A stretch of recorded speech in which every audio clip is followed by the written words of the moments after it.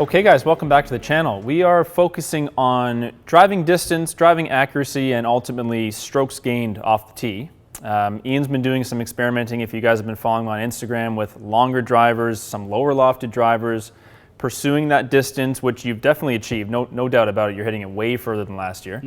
But fair to say you're at a point now where you're wondering, okay, I've gained a bunch of distance. Is it now time for me to maybe tighten the dispersion a bit and dial back the distance just some amount in order to get a better kind of total driving number? Definitely. I think what I kind of found on the course with it, Matty, was in a couple of competitive rounds was my driving was just not as solid as I would like it to be. You know, playing with other good players and things like that, even if they were not quite as long as I was, you know, if I was hitting 3-wood kind of with them, or 3-wood maybe slightly past their driver, and then I would pull out the driver and put myself in a worse position. Okay.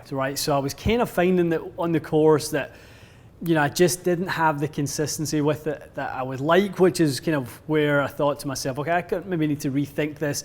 I need to really dive into my Arcos data, which I did, see where the miss is, understand why the miss is what it is, and then try and diagnose a little solution for it. So you've been doing a little bit of tinkering in preparation for this. One thing you've decided is you're going to go back to last year's sim head. Yep.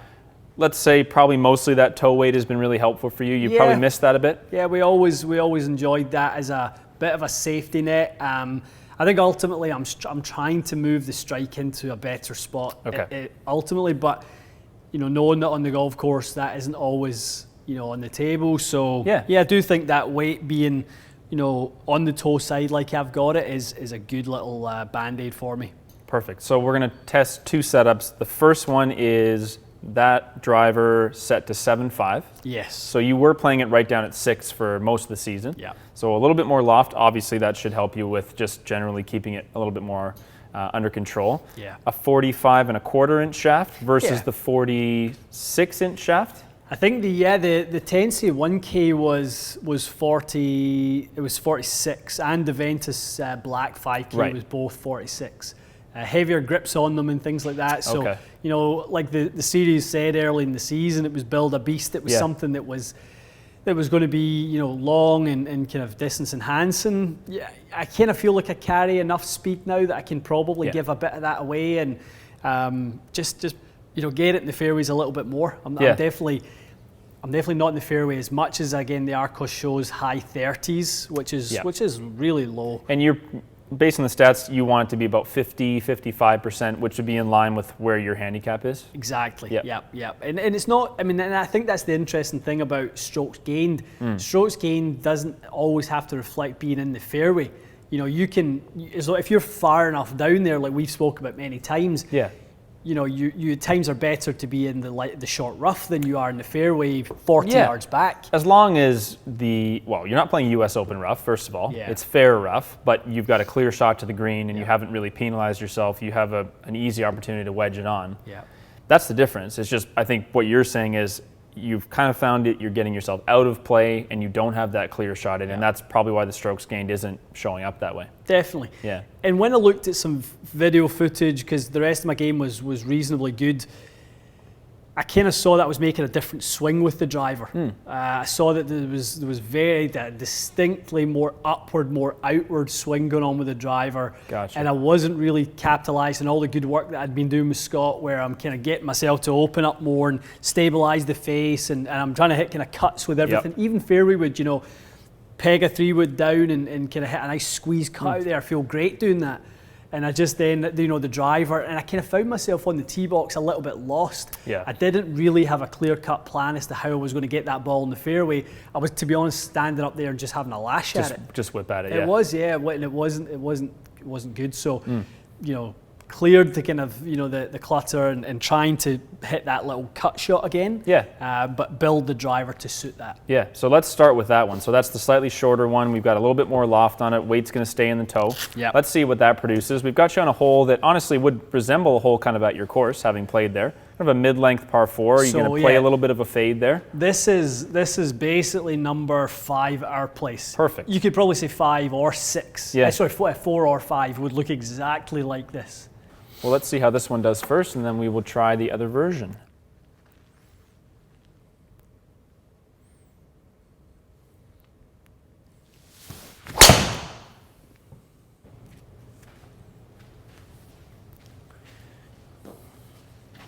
bad. Very neutral, so you're probably going to be looking for this type of thing, aren't you? Yeah. Around zero, face hopefully slightly open. Slightly open to the path. I mean, that's the delivery I want with not the strike. It's just the only reason it went in the rough was the toe strike. Yeah. It's nice there. Yep, that followed the shape nicely. So again, probably would have hit it another 10 yards. The strike was a little bit low. Yeah. It didn't hurt you, it just got a little bit more spin on it. But Which is okay. very neutral, not too up on it. You've got ball speed over 160. Yeah. You're hitting a 300-yard drive. The one thing with the longer shaft, obviously, is it must become much harder to not get in, out, and up. And I think that's what we're going to kind of really be testing today. Yeah. Is like, what does the longer one do to you? Your swing, and it's the opposite of what you're working on. Exactly. Isn't it? Exactly. Sounded really good. It's a perfect shape there. Yeah. There you go. There's the number. So a little bit higher than that previous strike. Dropped a little bit of your spin. You launched a bit higher. Still really neutral. I can see this working quite well for you, because the reality is, as you know, I mean, we're not going to go play 7,400-yard courses. No, we really don't. You don't need to find a 340 ball. No. A 300 ball you could light up any course with a 300 ball, couldn't you? Yeah. And it looks really under control for you there. Yeah, and I think and as time goes on, the skill of learning to live with both, the one that you can sneak out there at, a cheeky extra 20 yards. Well, you could still turn this over and swing a bit harder, couldn't you? Yeah. It's not like you can't do it with this club. Definitely. But it's finding a day in, day out bread and butter golf shot with it. That's ultimately what I'm trying to kind of achieve. And it looks like that's the one right there, isn't it? Definitely. Just that kind of 8 or 9 yard fade. Yeah, as long as it has that kind of shape, has a little bit of a leftward start line, with a little bit of cut to it, I'm pretty happy with it. That's the one, yeah? Yeah. Okay. The bomb setup. So you've gone down to 7 degrees? Yeah, so down to 7. So with the lighter shaft, so this is 50x. Yep. The shorter one is 60x. This one's tipped slightly more. Okay. To try and stabilize the head a little bit at what you would imagine would be slightly higher speed. So this one's been tipped 3/4 of an inch. The 60x has been tipped 1/2 an inch. Okay. This is set up at 7. So again, this is still the kind of almost like the bomber setup. Is that still the right play, or is shorter with more loft the right play? Gotcha. Okay. Let's have a look.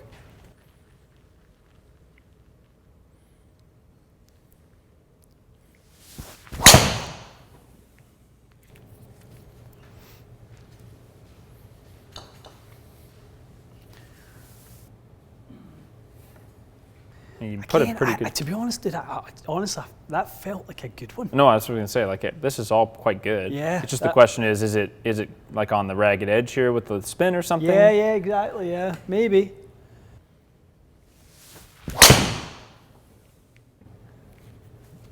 Definitely a different shape to it. Yeah, definitely good, but a little bit the right to left.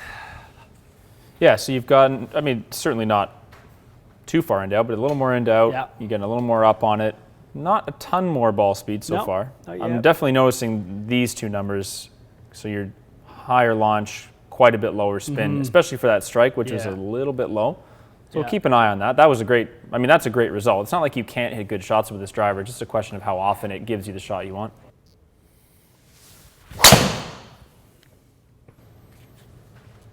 I think it probably is worth showing a couple of those, Well, because I don't think you put a bad swing on it.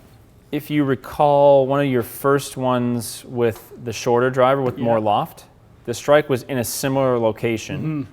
Now, it missed the fairway to the left, but not by as much. And it didn't spin, it's probably spun around 1,800. Yeah. So I guess the question is, this is essentially a more unforgiving driver right away because it's always going to spin less on the same strike. Definitely. And then if you look at, the result, this has actually ended up going a bit shorter and a bit more left than a similar shot with the other driver, which kept a bit more spin on it.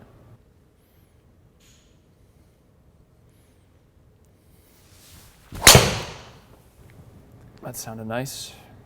So I know you've turned it over, which is not ideal, but I'm just noticing it like it's there. You're going to hit the edge of semi-cut there.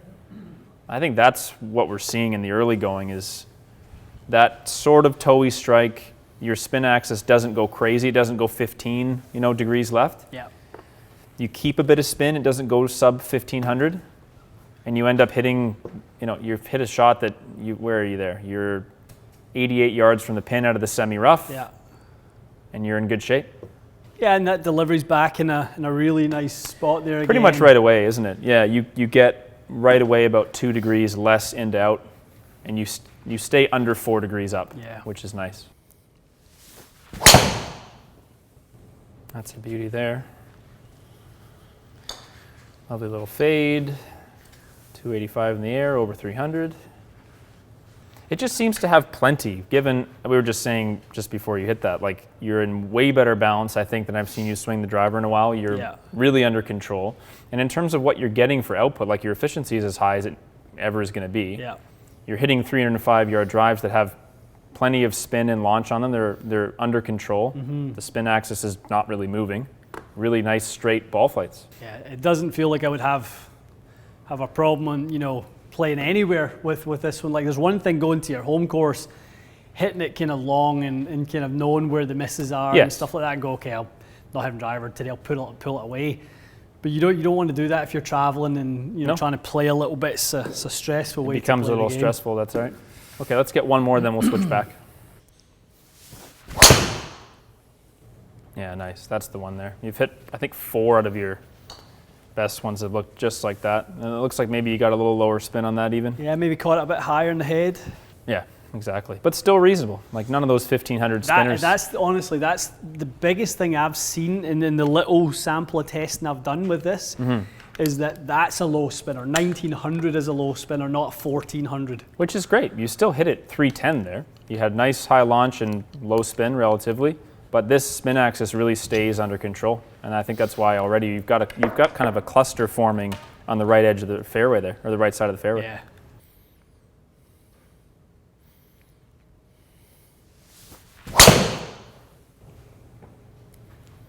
That's nice.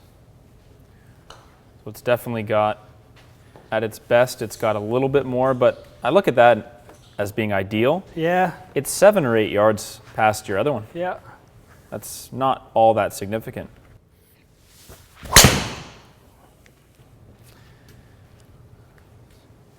Kind of necked that one to get it quite good. It wasn't. I'll be Worked curious out. to see what the delivery was. This is interesting, yeah. So you definitely struck it in a way lower spot just to get the numbers that you got from the middle of the face, from the shorter driver. The face was open to the target, but it was actually closed. Yes. So it should have drawn. It was just based on the strike. Yeah. And then you can kind of see what's happening here as you are slowly getting more and more up. And I think that is going to start moving it. It'll move it where? Kind of this side, low and towy.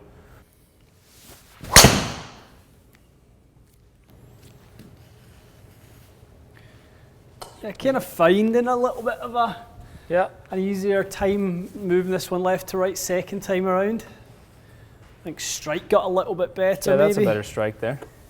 All right, so we haven't used this feature all that often. It's quite good actually. It shows you exactly where every ball flew for height and for dispersion versus kind of the circles are a little bit misleading. And in fact, in this case, the circle kind of isn't working. It should be about this big. Yeah. So I think from what I saw, the first set, you definitely had some pretty big variance with a longer shaft. You did get into it a bit better and hit some good ones. Yeah. It definitely doesn't have the same level of consistency. I think you can see it in pretty much everything. So if you look at your deviations here, I think they're all lower. Yeah, they're all lower. So you were way more consistent with the shorter driver with a little bit more loft. You can see the cluster is so tight. I'm thinking, there's 4 shots here that were your perfect drives. Yeah. That was the right center of the fairway. 2 that you maybe didn't hit the best, but they hung on fine. But you got away with them. The one that you hit similar with the long driver with less loft, it actually went into the next fairway. You had the one that was dead perfect with the long driver. Yeah. But I think what the main story is, for the amount of control and consistency and keeping it in play that you found with the shorter one, the yardage gain to me just didn't seem significant enough. I don't know that 8 yards would be enough for you to really change how you play. Certainly not your course, and it would be hard to imagine a course where 8 yards would make that much difference. And I think in terms of you then, let's say you've hit that shot in the fairway, you've just used the shorter driver, you've made a swing with that's 0 path for the most part and 3 up, which on TrackMan is like 1, isn't it? Yeah. 1.5, so very neutral. Versus something that does get you, it's not by much, but it does get you a little bit more into out, it gets you a little bit more up, and those are the posture and kind of dynamic motions you don't want to see. Yeah. So I would think you get kind of back into your irons and maybe you get a bit of a habit from that, and as the round progresses, holes 15 through 18, maybe you start driving it a little bit worse. Yeah. Whereas the shorter club, I think, just seems to keep you in, this is about as good as your driver numbers ever need to be. Very efficient. You're swinging 110 under control. It's great. I think when I look at those blue ones, the thing that I like about it is the start lines are pretty good. Yes. Their start lines are tighter. So there's 4 red ones outside the 6 blue ones from a start line standpoint. It's also a similar story with the peak heights. Yeah. Look how clustered those ones Lot are. of variance in the red one, and the then red the is blue like one very was, high or very low or somewhere in between. They were just flying through that kind of. I think it was like 95 feet or something was the average peak with the blue 93. Yep. But it was very tight, whereas there was 120 and a 70 in there. With exactly, the which points to. You can't see it here because this is a strike average, but your strike dispersion, which hopefully they can add to a future software update, you were definitely more varied with the red dot. Yeah. And you found quite a nice cluster with the the blue one there. So it's a very small sample size, obviously, but I think it points to maybe the distance gains on course because you're making on course swings. That's the difference. I think that club that you used at the longer one. On the driving range or in the simulator, making your kind of hard swings, your speed training swings. I think it was easy to see, wow, that's got way more pop on it, controls the spin. It is a good 20 yards longer. Yeah. But when you swung both with the intention of hitting the fairway and being under control, it didn't end up giving you much yardage. No. And I think you gave up probably enough control to make you consider, it only takes one big left shot in a round to wreck your round because you're trying to shoot around par usually. If if you're re-teeing even once, it's tough to make that back. I know. Yep. No, so I think we'll be experimenting with that. I haven't done any speed training for a while. So what I might kind of do is go back into a bit of speed training with the short driver. And I'd love, if that could live at 165, which I don't think would be out of the question. Not at all. If I set myself a little Pinehurst goal of being back around, 165 with those numbers, if I can keep everything else the same. Yep. That would be the 10 yards, extra in the carry that I've kind of had, and I think that'd be perfect. You'd be very satisfied at that I'd be over the moon with that. Yeah. Awesome. Okay. Well, I think that was a fun little test. Guys, let us know what you think of those 2 deliveries, those 2 clubs for Ian. You've been kind of along the journey the whole time, haven't they, for the last few months to see the different drivers you built. I know. But let us know, do you agree that this is kind of the right direction for him to go based on the golf course feedback? I personally think that it is. Honestly, when you were saying you want to do this today, I almost texted you, I can do this video right now. And the answer is yes. Yeah. But it's great to see that it really does pan out. In a small experiment, it pans out that way. It just seems like it's going to help you. Ultimately, the point of golf is to shoot a lower score. Yeah. And I do think that this will help you do that. And it maps, as I say, to the rest of my game. I'm really trying to trend in a certain direction, and this does not go up against the grain of what I'm trying to do. Agreed. Yeah. Awesome. Okay. Well, that was fun for us. Hope you guys enjoyed it, and we'll see you again soon.